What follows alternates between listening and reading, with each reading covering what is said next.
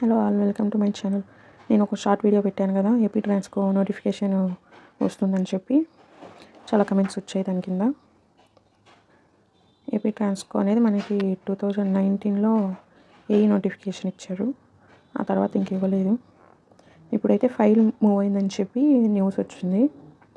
First base level jobs అనేవి ఇస్తారు, JLM, తర్వాత JAO, sub engineer, junior engineer vacancy బట్టి ఇస్తారు. తర్వాత ఏఈ ఎప్పుడు అనేది అంటే ఇంకా క్లారిటీ రాలేదు. ఒక మీటింగ్ అయితే జరిగింది, కాకపోతే ఆ మీటింగ్ మధ్యలో ఆగిపోయింది కొన్ని రీజన్స్ వల్ల. మళ్ళీ ఈ మీటింగ్ ఎప్పుడు కండక్ట్ చేస్తారో దాన్ని బట్టి మనకి డిస్కస్ చేస్తారు వాళ్ళు.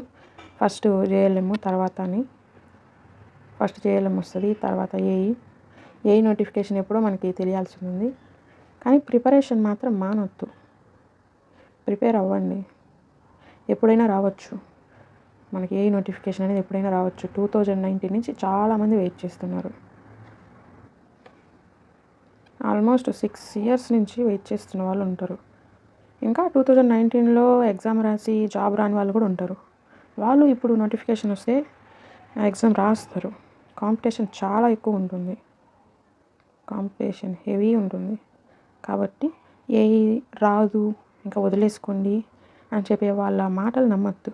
కంపల్సరీ ఈ ఇయర్ అయినా నెక్స్ట్ ఇయర్ ఎండింగ్ లోపు నోటిఫికేషన్ అనేది వస్తుంది. బేస్ లెవెల్ జాబ్స్ నుంచి కంప్లీట్ అయిపోయాక ఏఈ నోటిఫికేషన్ అనేది ఖచ్చితంగా రిలీజ్ చేస్తారు. ఒకే ఎన్ని సబ్స్టేషన్లు అనేటివి చూస్తుంటారు, వాళ్ళకి కష్టమే కదా. నోటిఫికేషన్ కంపల్సరీ ఉంటుంది ఏపీ ట్రాన్స్కోలో. ఎప్పుడు అనేది ఇంకా అప్డేట్ రాలేదు, వచ్చాక నేను ఛానల్లో పెడతాను. ప్రిపరేషన్ అయితే ఆపొద్దు. నాకు మొన్నటిదా క్లారిటీ లేదు మనకి నోటిఫికేషన్ వస్తుందా రాదా, అసలు ప్రిపేర్ అవ్వచ్చా లేదా అని. నేను యాస్పిరెంటే, నేను చదువుకుంటున్నాను.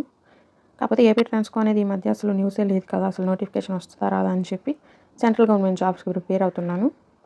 ఈ మధ్య అప్డేట్ వచ్చింది కాబట్టి ఇంక మళ్ళీ దీనికి ప్రిపేర్ అవుతున్నా.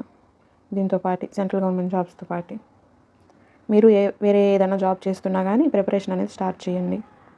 ప్రిపేర్ అయింది వేస్ట్గా అయితే పోదు కదా మనకి. కంపల్సరీ ఏఈకి ప్రిపేర్ అవ్వండి. మళ్ళీ తర్వాత నోటిఫికేషన్ వచ్చాక మనకి 1 month ఉంటుంది. 1 monthలో మనం ఏం ప్రిపేర్ అవ్వగలం? 1 or 1.5 months అంతే. అప్పుడు ప్రిపేర్ అవ్వలేం. ఇప్పుడు నోటిఫికేషన్ వచ్చిందంటే తర్వాత 6 yearsకో 7 yearsకి ఎప్పుడు వస్తుందో తెలియదు. సో కంపల్సరీ బాగా ప్రిపేర్ అవ్వండి. మనకి ఆఫ్లైన్ ఎగ్జామ్ కాబట్టి 100 marksకి మనం హై స్కోర్ తెచ్చుకుంటేనే జాబ్ వస్తుంది. సో స్కోర్ ఎక్కువ తెచ్చుకునేదానికి బాగా ప్రిపేర్ అవ్వండి. ఇంకా రాలేదు కదా అని మీరు చదవకుండా ఉంటే వేరే వాళ్ళకి వస్తుంది ఆ జాబ్. మనం ఆలోచించుకునే టైంలో ఇంకొకరు ప్రిపేర్ అవుతూ ఉంటారు.